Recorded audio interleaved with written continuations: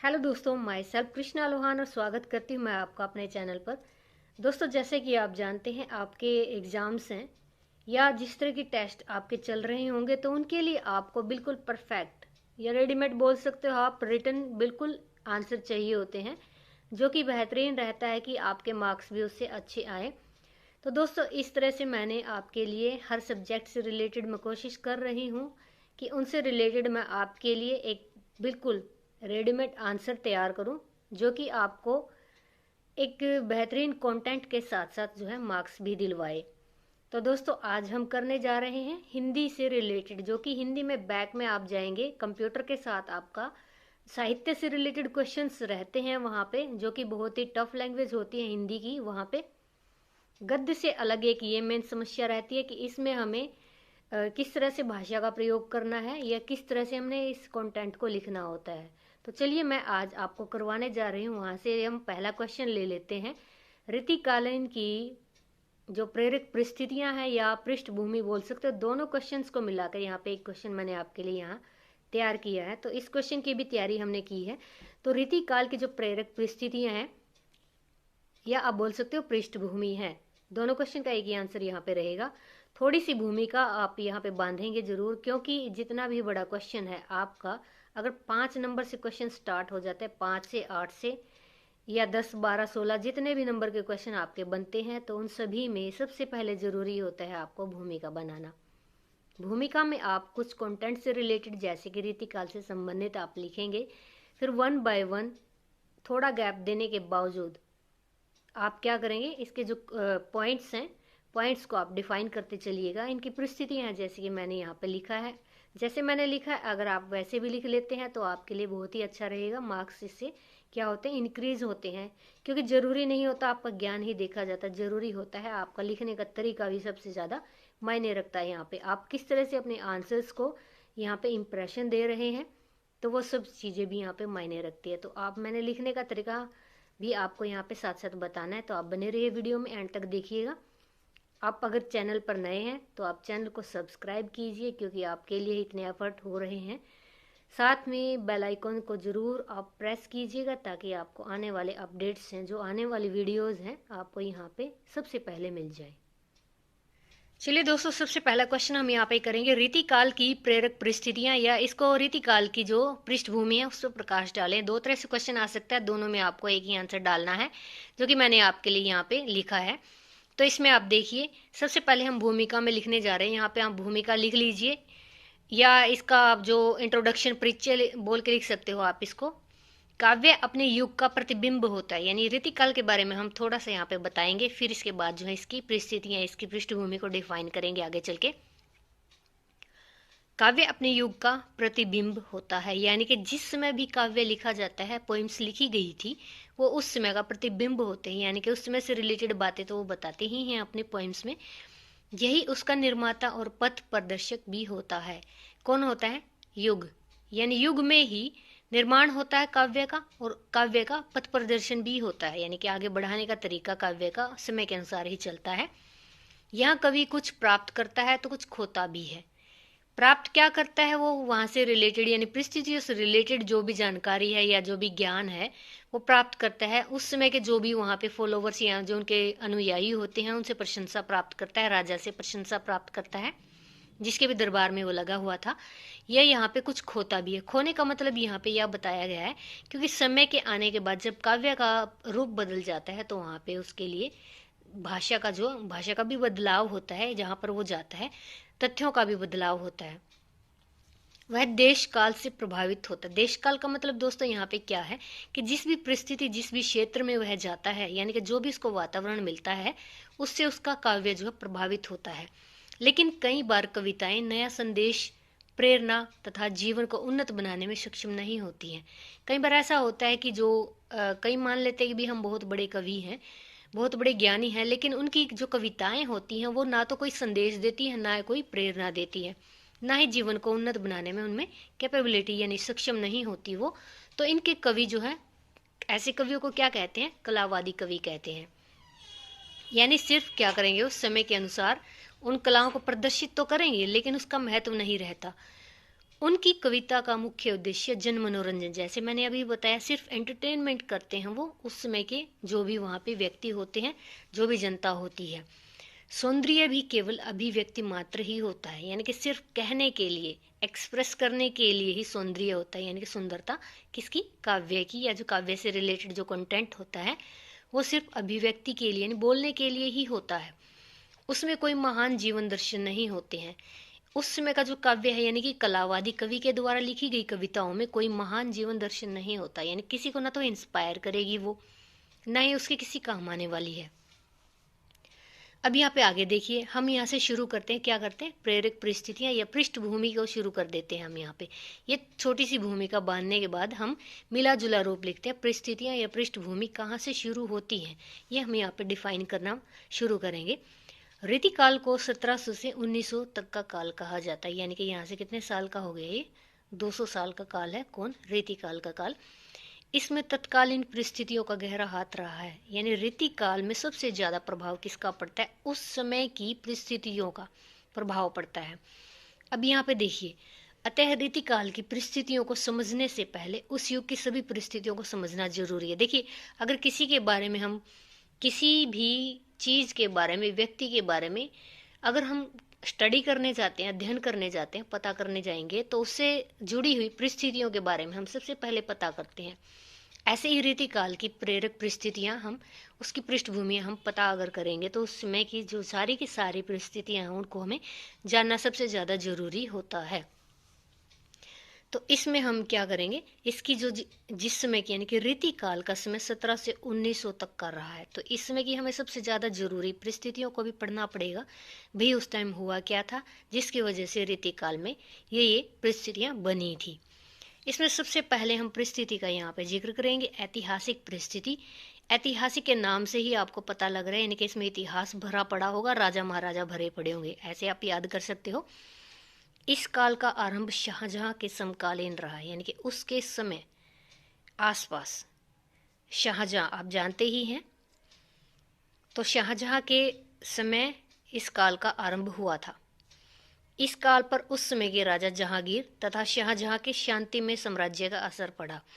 अब दो राजा हुए हैं, जहांगीर और शाहजहां, मुगले हैं दोनों के दोनों। उस समय के राजा, इन दोनों के शांतिमय साम्राज्य, इनके बिल्कुल ये क्या थे, विलास प्रिय राजा थे, शांतिमय राजा थे, जो सिर्फ क्या करते थे, खाते पीते पैसा उड़ाते थे, और इनका राज्य क्या था, शांतिमय था, यानी कि शांति ही रहती थी, कोई झगड़ा नहीं था किसी से। मुगल साम्राज्य के लिए सबसे बड़ा खतरा कौन थे, राजपूत थे।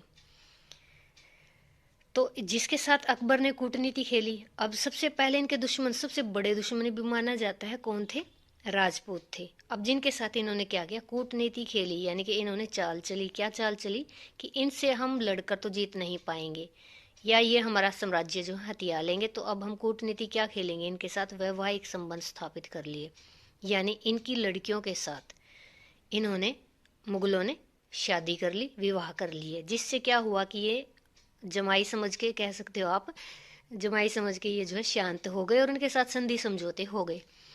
अब महाकवि बिहारी जी थे, वो क्या थे, इन्हीं के समकालीन थे, इन्हीं के राज्य में थे, इन्हीं के राज्य में आश्रय लिया हुआ था। महाकवि बिहारी के संबंधी रिलेशन में थे आमेर के राजा, न केवल प्रथम राजवंशी थे, यानी पहले ऐसे राजा थे जिन्होंने मुगलों के साथ संबंध बनाए, यानी कि उनके साथ इन्होंने वैवाहिक संबंध बनाए, और ये पहले ही ऐसे नतमस्तक होने वाले राजा भी थे, यानी कि जो मुगलों के आगे झुकने वाले।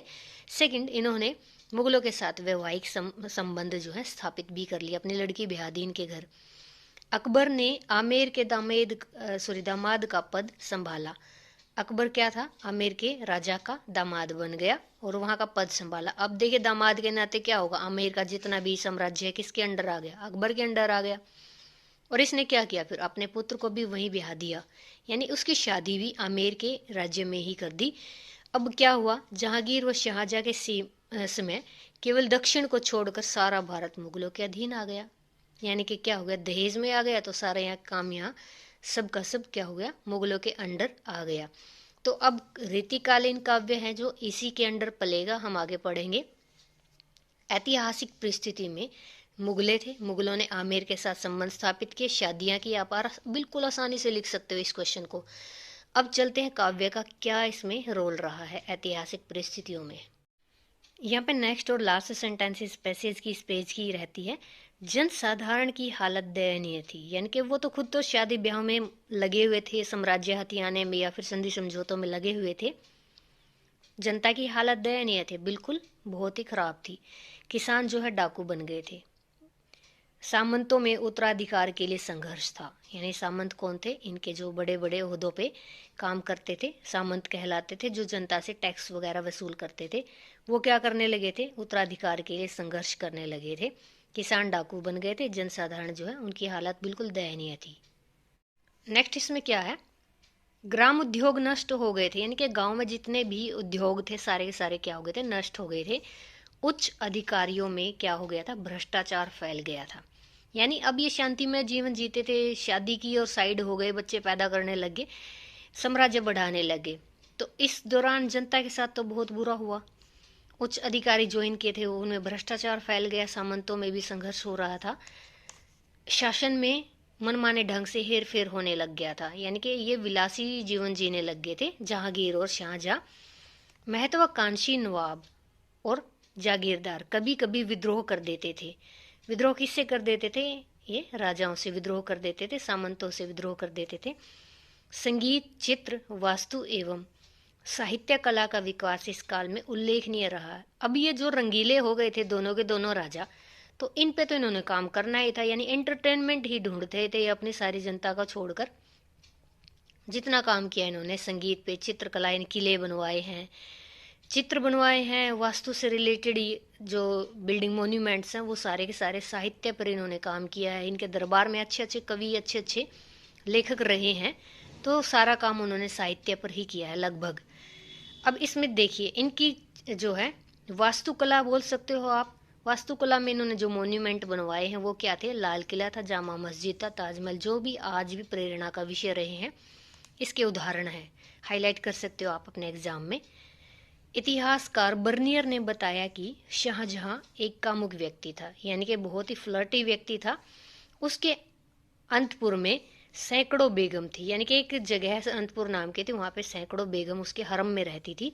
उसका प्रभाव सामंतों पर भी पड़ा, यानी कि जो राजा करेगा वो सामंत भी करेंगे, भैया ऐसी बात तो है नहीं। अब स्त्री पुरुष दोनों मदिरा पान करते थे, दोनों ही यहाँ पे क्या करते थे? शराब पिया करते थे।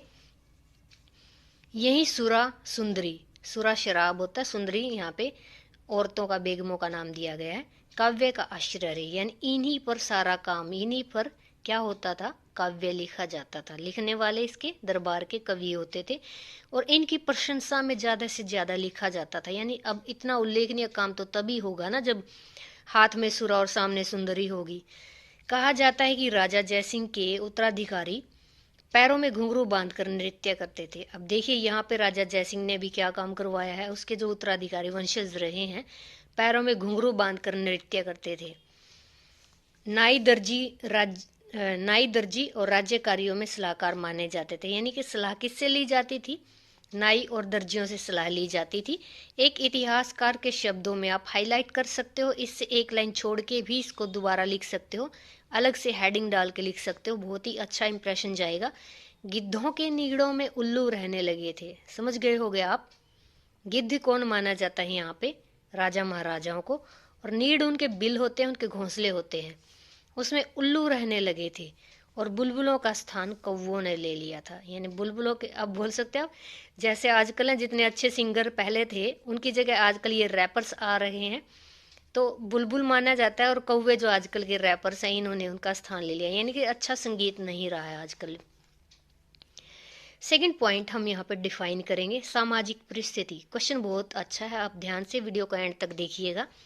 अगर आपको मेरा लिखा हुआ आंसर अच्छा लगता है तो आप शेयर जरूर करें, साथ में सब्सक्राइब करते जाएं। सामाजिक परिस्थिति को भी देख लेते हैं हम, ऐतिहासिक हो गई है। उस समय समाज में दो वर्ग प्रधान थे, उच्च वर्ग और निम्न वर्ग। दो वर्ग प्रधान थे, यानी कि यहाँ पे हायर कैटेगरी और लोअर। ओके। उच्च वर्ग का संबंध राज दरबार के समृद्ध जीवन से था, यानी कि ऊपरी जो दरबार था सबसे ज्यादा उसमें ही इनके संबंध थे, ये वहीं पे रहते थे। अब रीति काल के काव्य में जिस श्रृंगारी जीवन की झलक मिलती है वह इसी उच्च वर्ग के वासनामय जीवन का दर्पण था। यानी कि बहुत ही विलासी प्रवृत्ति के ये सामंत या फिर राज दरबारी रहे हैं। उच्च वर्ग से रिलेटेड ये क्या करते थे, श्रृंगारी जीवन की झलक इन्हीं से मिलती है क्योंकि ये विलासी जीवन जीते थे। यह समय शांति का था, यानी सब अपने मामले में रंगीन थे। राजा था, सामंती था, राज दरबारी था। किसी को मतलब नहीं था कि कोई भी दूसरा राज्य आकर इन पर अटैक करे या फिर इनके गृह युद्ध चल रहे हैं या जनता के साथ क्या हो रहा है। ये सिर्फ अपने में ही मस्त थे। सैनिक उथल पुथल कम थी क्योंकि सभी क्या है, विलासी हो गए थे। परंतु फिर भी कुछ न कुछ सम्राटों को भी चिंता थी, थोड़ी बहुत उनको सम्राटों को चिंता थी कि वे अपने राज्य में किस तरह से काम चलाया जाए। बहुविवाह प्रथा का भी प्रचलन था। ये तो पता ही है आपको, हरम में जब उनके सैकड़ों औरतें रहती थी तो शादियां भी उन्होंने बहुत की थी। यहीं से तो बहुविवाह इनका ज्यादा फैला था। नारी केवल भोग की वस्तु मानी जाती थी। पारिवारिक जीवन में अशांति रहती थी क्योंकि अब सामंत वगैरह हैं, राज दरबार हैं, जो क्या है, अगर वो हरम में रहेंगे या वो जितने भी सारे अंतपुर में जाएंगे तो फिर घर में तो क्लेश होना ही है। समाज का चारित्रिक हनन हो चुका था। चारित्रिक हनन इतना ज़्यादा यहाँ पे हो चुका था कि परिवार के आपसी संबंध बिखर रहे थे, पिता पुत्री के संबंध बिखर रहे थे। आप इस क्वेश्चन को डिटेल में पढ़ सकते हैं, मैंने सिर्फ चुनिंदा लाइंस ही लिखी है आपके लिए यहाँ पे। निम्न वर्ग की दशा भी शोचनीय थी। निम्न वर्ग का भी मैंने आपको ऐतिहासिक उसमें परिस्थितियों में बताया है, बहुत ही खराब उनकी दशा हो चुकी थी। निर्धन कृषक मजदूर, थोड़ी आय वाले लोगों का जीवन दुष्कर हो गया था। यानी कि इनका तो जीना ही हराम हो गया था क्योंकि ना तो इतने खास इनके जो उद्योग धंधे चल रहे थे जिसकी वजह से ये अपना जीवन यापन कर पाते, उनसे ब्लात बेकार ली जाती थी। यानी कि उनसे जो टैक्स वगैरह लिए जाते थे, टैक्स उन्होंने फालतू में ही उनसे लिए जाते थे। शक्तिशाली और धनी लोग उनका शोषण करते थे। आर्थिक संकट के कारण उनका जीवन कैसा बन गया था, संकटमय बन गया था। यानी कि आर्थिक तो स्थिति उनकी अच्छी थी नहीं, तो जीवन यापन नहीं हो पा रहा था। ऊपरली जो मतलब वो शासन थे उनके ऊपर वाले थे, घूसखोरी लूटपाट सामान्य उनकी अवस्थाएं थी। यानी कि बिल्कुल एक तरह से भ्रष्ट हो गया था शासन। अब संक्षेप में इस पॉइंट के लिए यथा राजा तथा प्रजा की कहावत, इसको भी आप ब्लैक ब्लू जैसा भी पेन आप यूज करें या फिर अंडरलाइन करके बता सकते हैं, बहुत ही अच्छा इंप्रेशन जाता है। रीतिकालीन समाज में चरितार्थ होती थी, यानी जैसा राजा होगा प्रजा भी वैसी ही होगी। इसी वजह से तो वहां पे शांति थी। राजकीय करों से जनता त्रस्त थी, यानी कि सिर्फ टैक्स लगा रखे थे उनके ऊपर। पर्दा प्रथा का प्रचार बहुत ज्यादा था। सती प्रथा भी विद्यमान थी, यानी कि औरतें क्या अपने पति के साथ ही जल जाती थी अगर वो एक्सपायर हो जाता था। औरंगजेब, शाहजहां और राम सिंह द्वारा अपने पिता मिर्जा जयसिंह की हत्या इसका उदाहरण माना जाता है। यानी कि इन्होंने सबने मिलके, इन दोनों ने मिलके अपने पिता की हत्या की थी। राम सिंह ने अपने पिता की हत्या की थी, मिर्जा ने जयसिंह की हत्या की थी। ये सारे उदाहरण क्या है, चारित्रिक हनन के उदाहरण है। अब थर्ड हम चलते हैं यहाँ पे, धार्मिक परिस्थितियां कैसी थी। धर्म के मामले में अभी यहाँ पे क्या हो रहा था, घोर नैतिक पतन की अवस्था में भला धर्म कैसे सुरक्षित रह सकता है। ये बात जायज है कि आप या तो चरित्र पर ध्यान दे लीजिए या फिर धर्म पर ध्यान दे लीजिए, यानी कि दोनों इकट्ठे नहीं चल सकते। अब नैतिक पतन हो गया तो उस मामले में धर्म कैसे टिक पाएगा वहां पे। भक्ति काल में सूर यानी सूरदास और तुलसीदास की सात्विक उपासना का सर्वथा अभाव हो चुका था, यानी कि इसको बिल्कुल कमी के रूप में माना जाता था। भगवान कृष्ण और राधा की लीलाओं का मूल भाव नष्ट होकर, यानी कि उनकी लीलाएं जो थी, एक जो है सच्चे प्रेम की लीलाएं थी, उनका मूल भाव नष्ट कर दिया था। यानी उसका अर्थ ही खत्म कर दिया था कि प्रेम जो होता है त्याग का रूप होता है। उसको छोड़कर उन्होंने क्या किया, उसे भोगवाद का आदर्श बना लिया था, यानी उसको विलास में सोच लिया था। उसमें भिन्न भिन्न संप्रदायों और मतवाद का अधिक प्रचार था। यानी उसमें क्या था, अलग अलग जो कम्युनिटी वहाँ पे अलग अलग समुदाय बन गए थे और मतवाद का वहाँ पे अधिक प्रचार हो गया था। अलग अलग जो वहाँ पे लोग आ गए थे अपने मत देने के लिए। हालांकि अकबर ने अपने प्रयासों द्वारा धर्म की स्थापना तो कर दी थी, लेकिन फिर भी पंडित और मुल्लाओं की संकुचित मनोवृत्ति का स्वरूप धर्म पर हावी हो गया था। यानी कि नैरो माइंडेड होते थे उस टाइम पंडित और मुल्ला। इन्होंने क्या किया था, समाज में बिल्कुल अपनी संकुचित मनोवृत्ति का जो है रोप दिखाया था, यानी कि फैला दिया था, धर्म की स्थापना के आड़े आ रहे थे। तो वहां पे इन्होंने क्या चलाया था, पंडित और मुलाओं ने क्या चला दिया था, ये भी भोग विलासी थे, देवदासियों की प्रथा प्रचलित कर दी थी। कृष्ण की लीलाओं को सखी बनकर वासना का रूप दे दिया गया था, यानी कि जो है गोपी भाव का स्वांग रचाया जा रहा था, यानी गोपी बनने के लिए इन्होंने क्या किया था, वहां पे कृष्ण का नाम लेकर गोपियां बनकर वहां देवदासियां रखी जाती थी, हरम के टाइप बना दिया गया था, जहां राजा को खुश करने के लिए रखा जाता था, नृत्य वगैरह होता था। मंदिरों के मठाधीश, यानी मंदिरों के जो बड़े पुजारी होते थे, मठाधीश होते थे, अपनी गद्दियों पर विलासपूर्ण जीवन व्यतीत कर अवध के राजाओं को भी ईर्ष्या देते, यानी अवध के राजा को भी ऐसा विलासपूर्ण जीवन नसीब नहीं होता था जितना कि इनको मठाधीशों को होता था। यानी इनकी सेवा में राजा, नर्तकी, आम जनता, हर तरह से ये क्या थे, विलासपूर्ण जीवन जी रहे थे। Now turning to the point fourth, साहित्यिक पृष्ठभूमि। साहित्यिक पृष्ठभूमि के बारे में अगर हम बात करें तो रीतिकाल के काव्य पर तत्कालीन परिस्थितियों का भी प्रभाव पड़ा। इस समय शाहजहां और जहांगीर जैसे कला प्रेमी और शांति प्रिय सम्राट हुए, जिन्होंने अनेक कलाकारों को आश्रय दिए, यानी कि बेशक ये रंगीले थे, इसके बावजूद भी इनके जो दरबार में बहुत सारे ऐसे कला प्रेमी, ऐसे कलाकार विद्यमान थे जिन्होंने काव्य को बहुत ही ज़्यादा ऊंचा स्थान दिया, जैसे कि बिहारी लाल, चिंतामणि, सुंदरदास तथा पंडित जगन्नाथ। इनके विशेष आश्रय के पात्र रहे, यानी कि इनके दरबार में इनको विशेष स्थान दिया गया था। यह युग वास्तव में अलंकरण और प्रदर्शन का युग था। अलंकरण मतलब साज सज्जा श्रृंगार, प्रदर्शन मतलब जितना ज्यादा शो ऑफ ये राजा के लिए करते थे, जितना ज्यादा काव्य गढ़ के बैठते थे कि महाराज आप ऐसे हो, नर्तकियां इतनी सुंदर हैं, इस तरह से जो भी इनसे गढ़ा जाता था प्रदर्शन करने के लिए, वो इस समय का युग था। कहते हैं कि शाहजहां जो है आत्म प्रशंसा सुनने का, यानी कि उसको सेल्फ एडमायरिंग बहुत ही ज़्यादा पसंद थी, यानी कि अपनी प्रशंसा सुनने के लिए वो मरा जाता था, बहुत ज़्यादा प्यार करता था अपनी तारीफ से। पुरस्कार के लोभ में अभी कवियों का काम क्या होगा, अब आप खुद भी सोच लीजिए इस चीज़ को कि कितना बढ़ा चढ़ा कर उसके बारे में लिखा जाता रहा होगा। कवि और अन्य कलाकार राजाओं की प्रशंसा किया करते थे। मुगल दरबार में पोषित राजकवियों का काव्य, जो राजकवि माने जाते थे बड़े ओहदे पर, उनके काव्य पर गहरा प्रभाव पड़ा। किस चीज का पड़ा है, इस प्रशंसा का, यानी कि उन्होंने फुल बढ़ा चढ़ा के लिखा कि भाई आप हमारे राजा ऐसे हैं। राजकविता के साथ साथ आश्रयदाताओं यानी राजाओं की रुचि के अनुसार श्रृंगारी कविता, श्रृंगारी मतलब आप समझ गए होंगे, जिसको ज्यादा ही अलंकृत कर दिया गया है अपने राजा के प्रति, सुंदरियों के प्रति, मदिरा के प्रति, जितना ज्यादा बढ़ा चढ़ा के उनसे लिखा गया, उन्होंने पूरे वेग के साथ निकाल फेंका, मीन्स बह निकला। यहाँ पे आप बोल सकते हो राज कविता के साथ साथ आश्रयदाताओं की रुचि के अनुसार श्रृंगारी कविता पूरे वेग के साथ बह निकली।